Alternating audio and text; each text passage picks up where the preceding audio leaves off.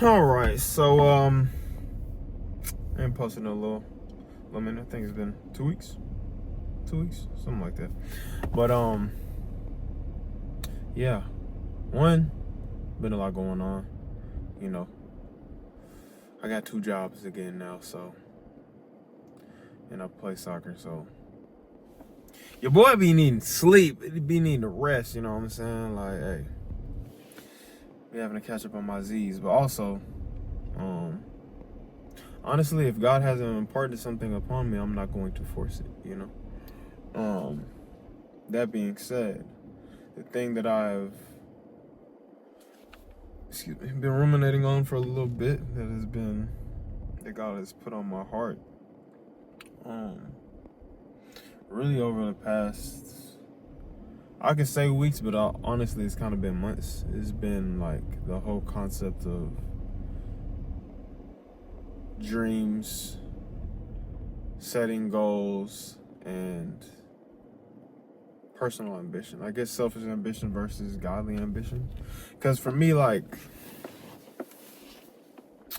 it is a struggle for me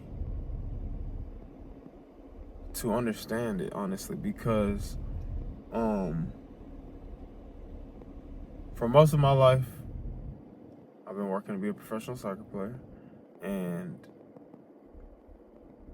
the times I have been best on the field have been the times in my life where I've been the most focused on self, have been when I'm most ruthless, when I'm most not worried about others. I might be worried about my teammates and, like, you know, backing up my teammates and having their back, but even in that and through that, I'm just like, y'all follow my lead, I'll take us to victory, get on my back, I can carry you type deal. And yeah, like the energy I was utilizing wasn't something that was empathetic, wasn't something that was like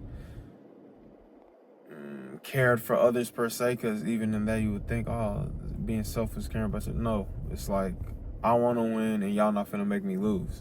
like straight up like that. It's not, oh, let's all get to the goal together. It's like, I have this goal and I'll be darned if you're gonna get in the way of my goal.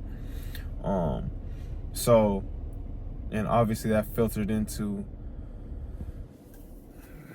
probably every aspect of my life in terms of just being selfish and knowing what I wanted and doing whatever was necessary to achieve that goal. So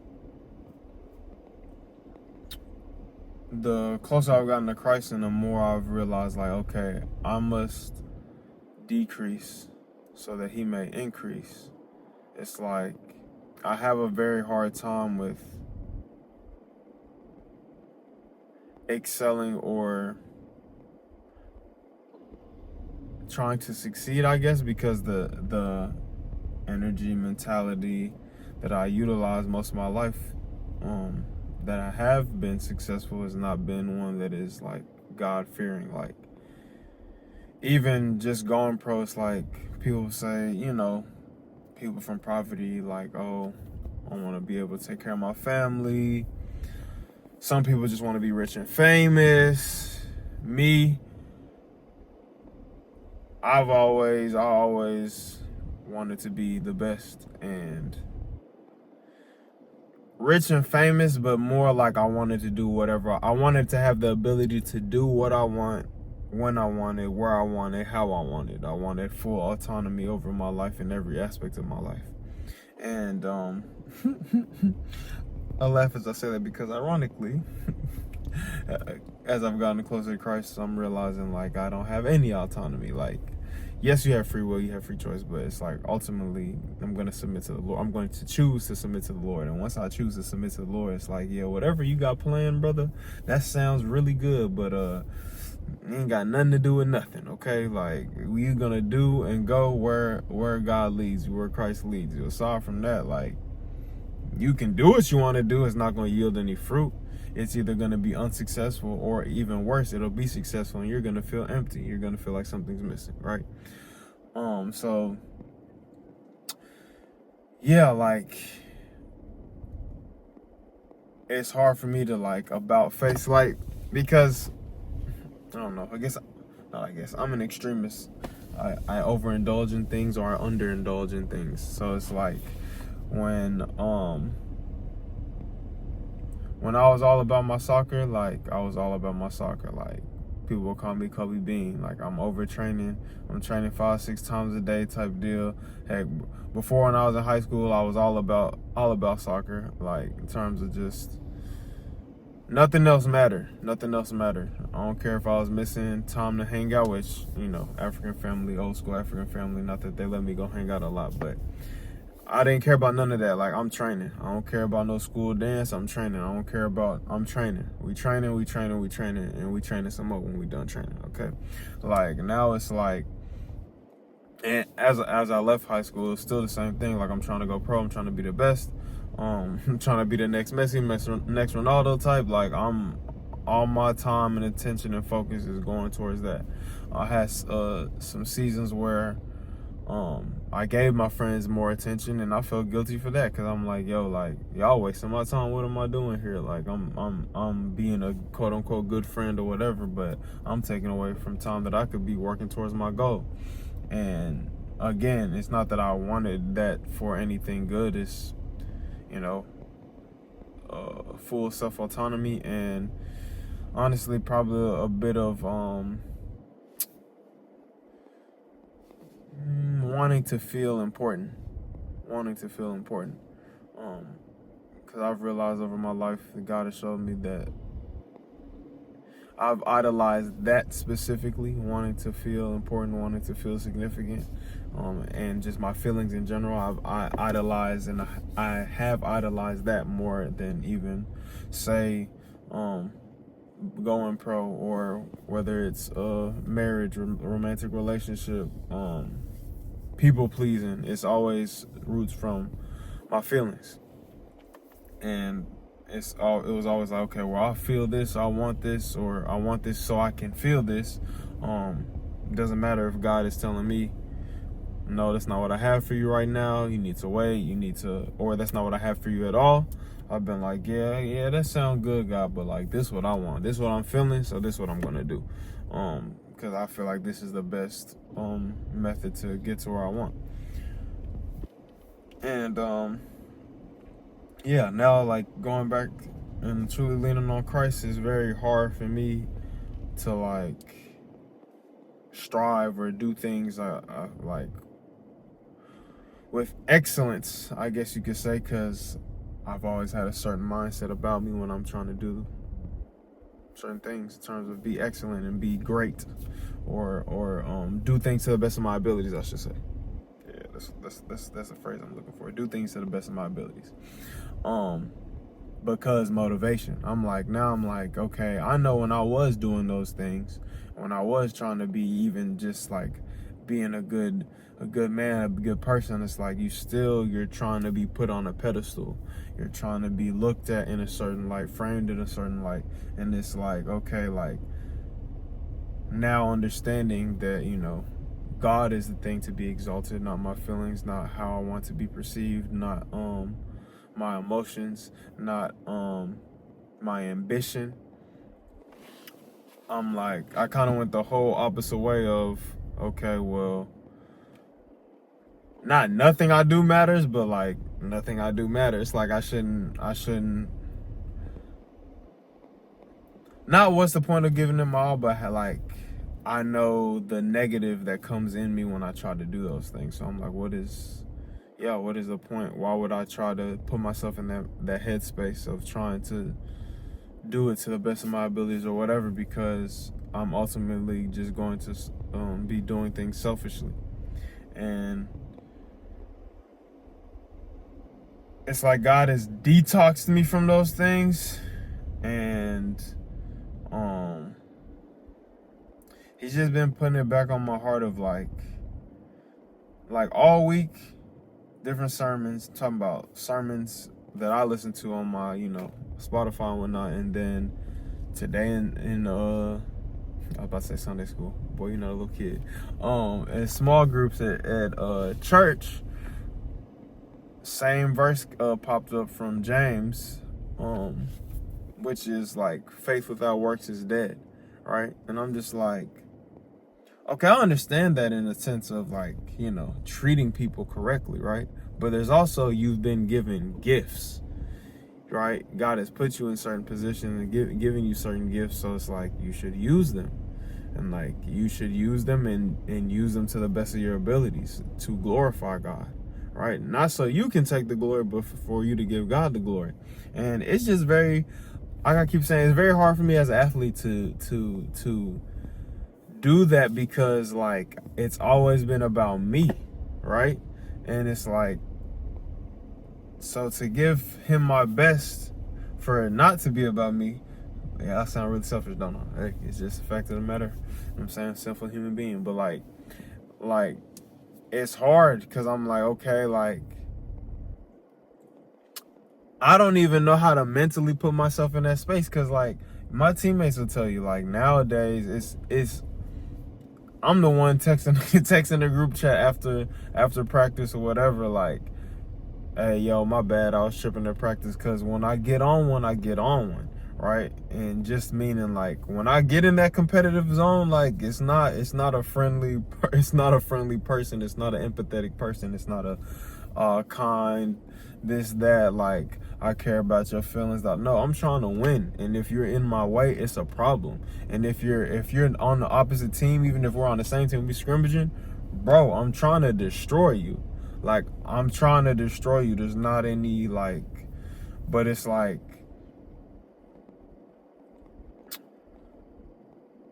you have to find a way of, like, tempering that, essentially. And that's what I struggle with. I'm like, how am I supposed to essentially temper my pride, temper my ego, my ambition, so I can truly give you the glory. You see what I'm saying? Because it's not about winning, it's about how you win. It's not about playing, it's about how you play, right? So it's like, again, it's not about the fact of like being excellent, it's about how are you going about that? How are you going about giving your best, right? Because I like when I swung the whole other way to like, okay, things don't matter, like, obviously only Christ matters. I'm just like, well, what's the, like, people talk about, oh, which I hate this phrase now of like, I'm chasing my dreams, or, have these dreams of going after. Cause I'm like, bro, like when you come to Christ, all that stuff dies. You're going to do whatever he tells you, he commands, he has for you. And like, if your quote unquote dream is not in alignment with what his dream is for you, his goal is for you, what he has planned for you, then what? What do you do with your dream? Your dream dies. It's gone. Like, so that's where, for me, I'm like, this whole concept of like chasing dreams is like, not only is it futile and pointless, it's like, to me, I'm like, yeah, it's futile, it's pointless, there's no fruit.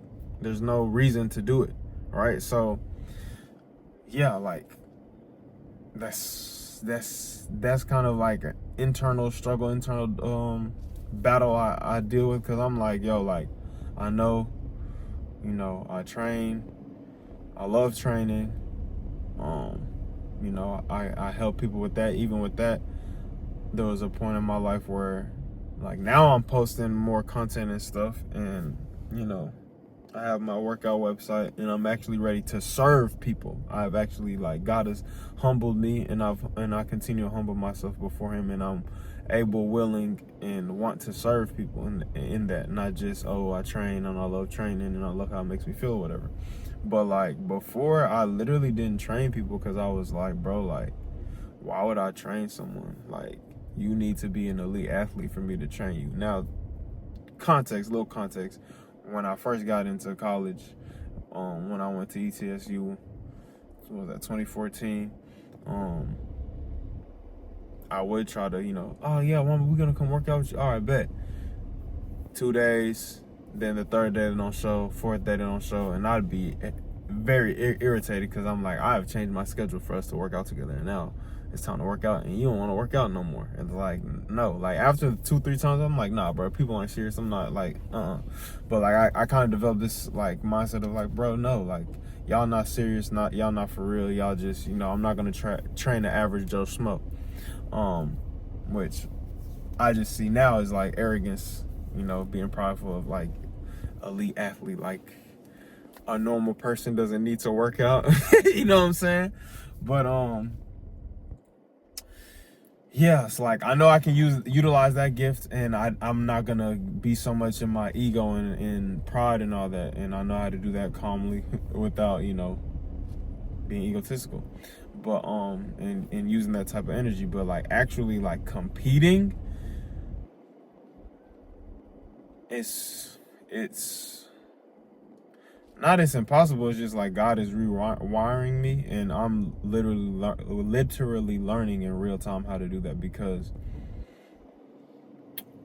honestly, like while I am playing semi-professional, as we call it here in America, because sidebar, if I was in any other country, we just call it lower division ball. Be playing third division, getting some Skrilla. But I'm in America, so it's semi-pro, and we're not getting paid. But that's another comment for another day, another story for another day. But it's like I haven't given it all I can give, because when I do that, I become obsessed, fully immersed, fully like I block everything and everyone else out, right? And I'm like, I know God doesn't want me to live like that, so why would I put myself back in that mind space and back in that setting? But it just keeps coming up over and over again. Like I feel God telling me and whispering to me of like, I still want you to do this to the best of your abilities. Maximize everything that I've given you. And I'm like, how you want me to do that without being that wild man, that crazy man, that son of a gun, Like I was watching the interview of Thierry Henry talking about when he used to play in Barcelona, and how he was playing, chilling, all that, they're about to win the treble type deal, win 3 different trophies, right? And I think he might have only had like a handful of goals, 4 or 5 goals or whatever, right? But Messi was playing well, and Samuel Eto'o was playing well. They had Ronaldinho, like everybody's playing well. They balling, he just kind of like happy to be on the team type vibes, right? Excuse me. Anyway, happy to be on the team type vibes, right? And then Pep Guardiola came over him, and he was like, he sat him down. He showed him a video of him playing in Arsenal, and he was like, "You see your eyes there?" He's like, "I need that killer again." You remember? He's like, "You remember him?" And Henry was like, "Yeah, duh, like it's me."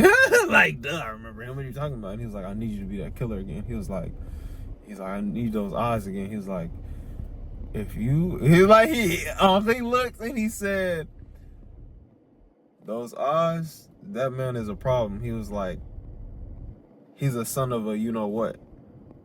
And it's like, bro, like, that's why I'm like, God, like, you want me to play like I used to play? Like, that man don't listen. Like, that's really the point, that just the conclusion, everything. I'm like, yo, like, that person, that version of me that was cool, dominant, accolades, all of that, leading teams, all of that, bro, I was not nice. Like, I'm not even talking about on the field. On the field, I'm not. I'm talking about like in life in general, because I don't have a whole, like, I don't have a split personality thing of like going onto the court and I'm Black Mom. No, I played from a place of rage, depression, and pride.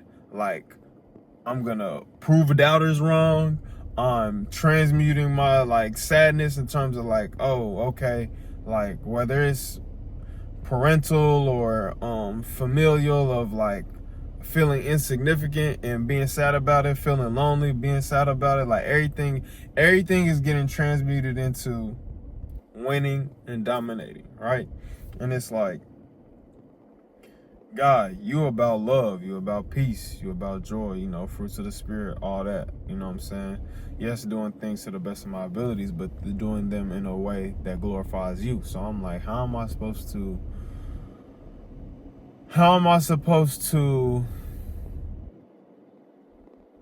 give you my all in this area of my life, right? My craft, the thing that you have blessed me with to be able to do very well at a high level, without turning into that monster that I used to be. And that used to affect my personal relationships. Like, when I say this, it's like I used to literally look for problems so I would have motivation to like go harder. Like, you're not sustaining relationships like that.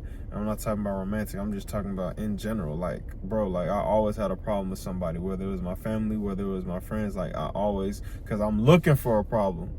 Okay, and I would keep myself, and when I did have a problem with somebody, I might forgive you, but I'm never gonna forget, because I'm keeping whatever traumatic experience, whatever negative experience, I'm keeping that in my brain, in my head, in my heart, in my soul, at the forefront of it, so that I can continuously poke that wound and get more motivation out of it. Remember when they doubted you? Remember when they called you this? Remember when they made fun of you? Remember, like, I'm keeping all of that.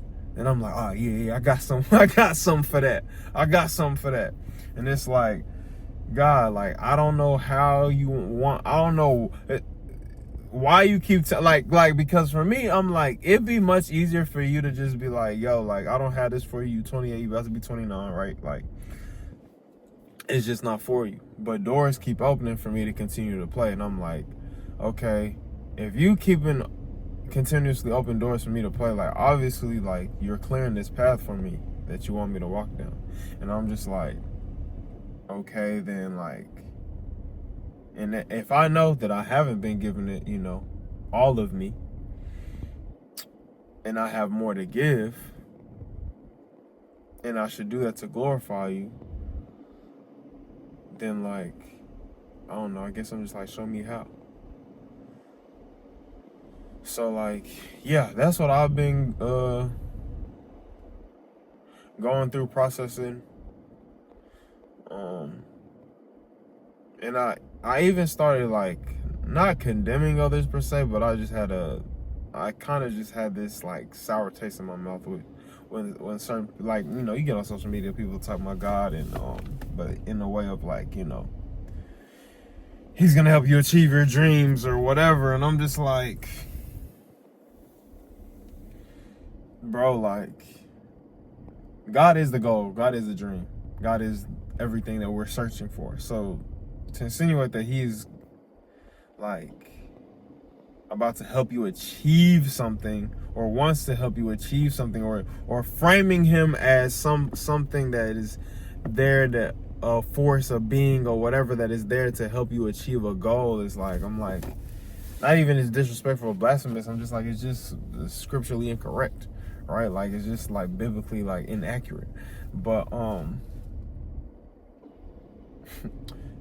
even the YouTube video I was watching today, Christian YouTube I was watching today, Ruslan KD, he was talking more towards the end of the video, but saying how, like, we shouldn't be, now he was speaking in context from more of a place of, like, we shouldn't be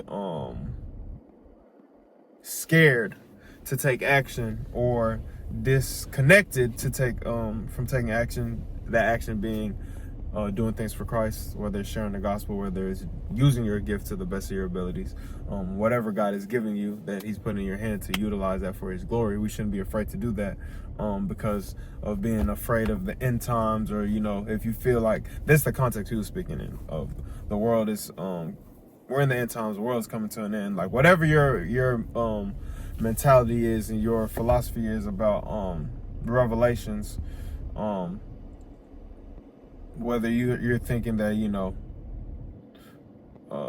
like, you take it literally, or you take it in not that there's not people that believe in revelations, but I guess some people believe in more of a, what was he saying, modernistic or whatever. Just, there's certain people that believe, like,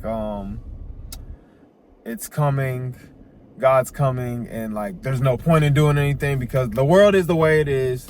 God's coming, and like, you know what I'm saying, we just here. If we accepted Christ, cool. If you didn't, like, you know, you need to get your life right or you're doomed. But like, the state of the world is the state of the world. Then there's those that's like, nah, we need to make the world as good as possible as we can. Then when God comes, not that it's like backup, but you know what I'm saying, we hold the line, and then he comes, and then he renovates everything, right, and makes all things new, and he's gonna reign for 1,000 years before he like officially like makes a new heaven, new earth, and all that, right? And so it's like, whatever you believe, we're still called to be good stewards of what he's given us. And I'm just like, bro, why does it all keep, like, why is everything coming back to that? And he was talking about the parables of the talents, which I'm gonna read here along with the first I'm gonna go to James. This is what came up in my in the sermon this week that I was listening to, and also in small group at church today. James 2:14 through, what am I gonna read through? I'll just read through 19 through 20. What does it profit, my brethren, if someone says he has faith but does not have works? Can faith save him? If a brother or sister is naked and destitute of daily food, and one of you says to them, depart in peace, be warmed and filled, but you do not give them the things which are needed for the body, what does it profit? Thus also, faith by itself, if it does not have works, is dead. But someone will say, you have faith and I have works. Show me your faith without your works, and I will show you my faith by my works. You believe that there is one God. You do well. Even the demons believe and tremble. But do you want to know, O foolish man, that faith without works is dead? Was not Abraham our father justified by works when he offered Isaac his son on the altar? Do you see that faith was working together with his works, and by works faith was made perfect? And the scripture was fulfilled, which says, Abraham believed God, and it was accounted to him for righteousness. So, and he was called the friend of God. That's through 23. I read through 23. Anyways, so yeah, just saying, like, if God truly has it for you, then you can't not put your all into it, and then A, expect for him to do something with it, but B, like, say that you're giving God the glory. It's like you're purposely not giving him everything and giving him your best. Whatever the reservations, struggles are about it, like, if it's for you, he's going to grace you and empower you for it. And if he wants you to do it, he's going to empower you to do it. Parables in Matthew, the parable of the talents, Matthew 25, starting at 14. For the kingdom of heaven is like a man traveling to a far country, who called his own servants and delivered his goods to them. And to one he gave 5 talents, to another 2, and to another 1, to each according to his own ability. And immediately he went on a journey. Then he who had received the 5 talents went and traded them, and made another 5 talents. And likewise he who had received 2 gained 2 more also. But he who had received 1 went and dug in the ground and hid his Lord's money. After a long time the Lord of those servants came and settled accounts with them. So he who had received 5 talents came and brought 5 other talents, saying, Lord, you delivered me 5 talents. Look, I have gained 5 more talents besides them. His Lord said to him, well done, good and faithful servant. You are faithful over a few things. I will make you a ruler over many things. Enter into the joy of your Lord. He also, who had received 2 talents, came and said, Lord, you delivered me 2 talents. Look, I have gained 2 more talents besides them. His Lord said to him, well done, good and faithful servant. You have been faithful over a few things. I shall make you ruler over many things. Enter into the joy of your Lord.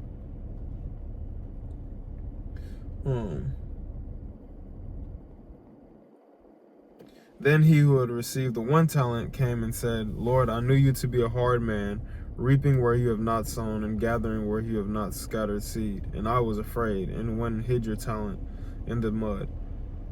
Look, there you have what is yours. But his Lord answered and said to him, wicked and lazy servant, you knew that I reap where I have not sown, and gather where I have not scattered seed.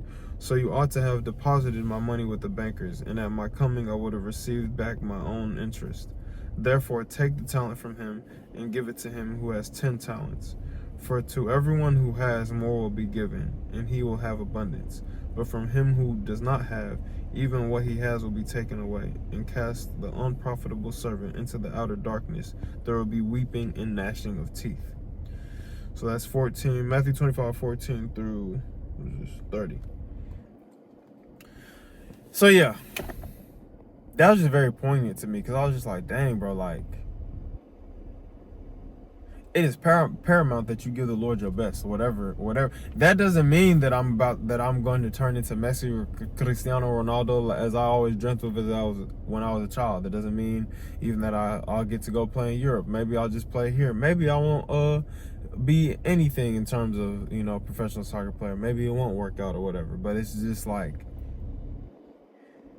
not even you're never gonna know if you don't give him the best. You have to give him your best and leave all the results in his hands, right? Because that's the theme that's been in all these past videos is like releasing the outcome to God, not planning so much, not getting caught up in your plan so much, not leaning on your own understanding, not, okay, this is how I want it to go. Okay, you said this, so this must mean this. It's just like, nah, like, whatever he told you to do it.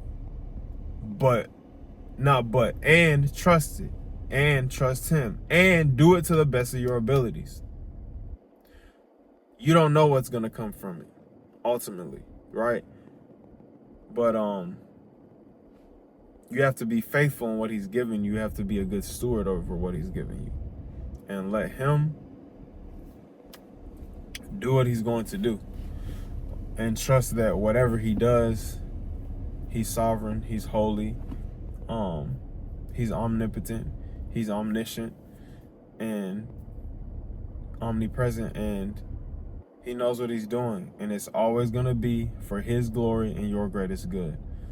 He's not going to tell you anything that's going to be against that. Does that mean you're not going to have pain? No. Does that mean you're not going to have suffering? You're not going to have trials? You're not going to have tribulations? Of course not. This is life, right? But it's just lean on him. Lean on him. Lean on him. And yeah, like, it's funny because I've said all this and I've not actually like given an answer of how I'm going to do it, but it's just like, I don't know how I'm going to do it. I just know I'm going to lean on God and put my best foot forward, and he's going to guide me in everywhere that I should go and that I'm supposed to go. So yeah, like, but I have to make that decision to do that. And I've had to make that decision to do that. And I know that, like, whatever he wants to do with that is what he's going to do with it, you know? It's just like I've been posting content, like, I'm not a YouTube sensation now or a social media or whatever, you know what I'm saying? I'm not making any bread off of it, but it's stewarding over what he's given me and making sure he gets the glory from it. By making sure, I just mean that I'm pointing back to Christ.